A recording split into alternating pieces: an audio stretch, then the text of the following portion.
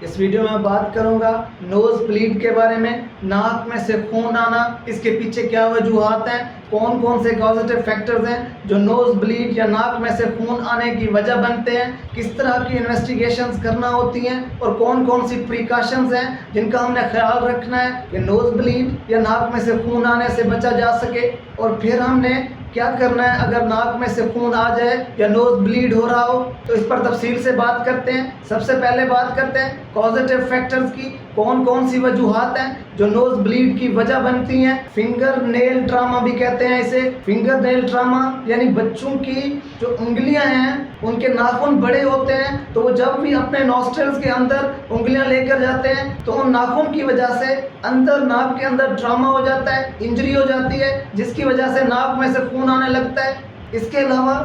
Blood pressure کا زیادہ ہونا وہ بھی نوز بلیڈ یا ناک میں سے خون آنے کی وجہ بنتا ہے۔ تو مزید اس کے کازیٹیو فیکٹرز میں ڈی ہائیڈریشن ہے یا ڈرائینیس ہے، تو وہ ویدر چینجز کی وجہ سے ہوتی ہیں۔ خاص طور پر گرمیوں کے موسم میں آپ کی جو نوسٹرلز ہیں گرم ہوا کی وجہ سے خشک ہو جاتی ہیں، جس کی وجہ سے وہ نوز بلیڈ یا ناک میں سے خون آنے کی وجہ بنتی ہیں۔ اس کے علاوہ اگر یہ نوز بلیڈ یا ناک میں سے خون بار بار آئے اور بہت زیادہ مقدار میں آئے، رکے ہی نہ، تو اس کے لیے پھر انویسٹیگیشنز بنتی ہیں۔ اس کے پیچھے کوئی بھی کوآگولیٹو ڈس آرڈر ہو سکتی ہے، یعنی خون جمانے والے سیلز کے اندر، خلیوں کے اندر کسی طرح کا کوئی مسئلہ ہو سکتا ہے۔ تو اگر اس کی انویسٹیگیشنز میں ہم بات کریں تو ویسے تو اس کی کوئی بھی انویسٹیگیشن کرانے کی ضرورت نہیں ہوتی، کیونکہ یہ ایک لوکل مسئلہ ہوتا ہے، نہ ہی کسی طرح کا کوئی سی ٹی اسکین یا ایم آر آئی کسی بھی طرح کی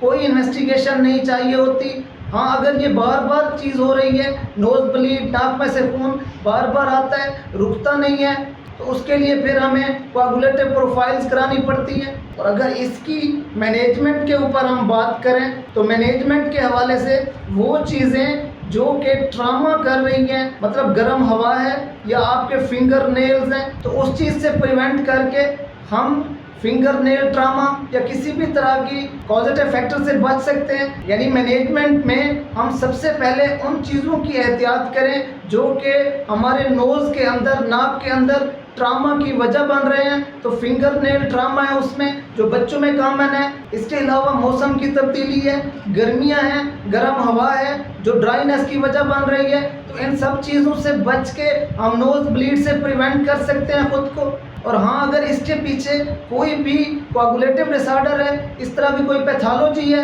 تو اس کے لیے پھر پراپر ٹریٹمنٹ ہوتی ہے، تو وہ ٹریٹ کر کے بھی ہم نوز بلیڈ یا اس طرح سے یا ناک میں سے خون آنے کو ٹھیک کر سکتے ہیں۔ اب اگر کسی بھی ٹراما یا کسی بھی پیتھالوجی کی وجہ سے نوز بلیڈ ہو رہا ہے تو اس کو روکنا کیسے ہے، تو ہمیں سب سے پہلے اس ایریا میں ویزو کنسٹرکشن کرنی ہوتی ہے، یعنی اس کے لیے ہمیں کولڈ سپنجنگ کرنی ہوتی ہے، ٹھنڈے پانی کے ساتھ ہاتھ منہ دھونا ہو، سر پہ پانی ڈالنا ہو، ایون کہ نہا بھی سکتے ہیں ٹھنڈے پانی سے۔ اس کے علاوہ ہمیں اپنے نوز کو، ناک کو پنچ کرنا ہوتا ہے، دبا کے رکھنا ہوتا ہے تاکہ جتنا جلدی ہو سکے وہاں پر پلیٹلیٹس کی ایگریگیشن ہو اور خون جم جائے۔ تو یہ ایک کولڈ سپنجنگ، ٹھنڈا پانی اور ناک کو پنچ کرنا یعنی دبائے رکھنا، ان طریقوں سے ہم نوز بلیڈ کو یا ناک میں سے خون آنے کو روک سکتے ہیں۔ اگر پھر بھی ناک میں سے خون آنا نہ رکے ٹھنڈے پانی کے ذریعے یا پنچنگ کے ذریعے، تو پھر ہم نیزل پیکنگ کرتے ہیں، یعنی ناک کے اندر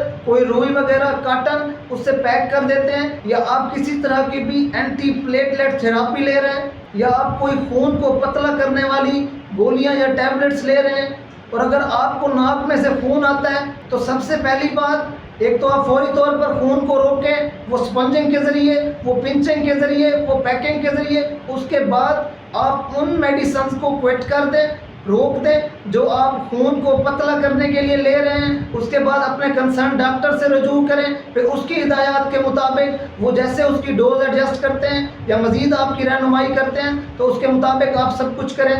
تو اس ویڈیو میں ہم نے بات کی نوز بلیڈ کے بارے میں، ناک میں سے خون آنا، کون کون سے کازیٹیو فیکٹرز ہیں، اور ہم آنے والے خون کو کیسے روک سکتے ہیں، اور اس کی پھر انویسٹیگیشن کے اوپر یا اس کی مینجمنٹ کے اوپر بات کی۔ اگلی ویڈیو میں پھر ملاقات ہوتی ہے، اپنا خیال رکھیے گا، اللہ حافظ۔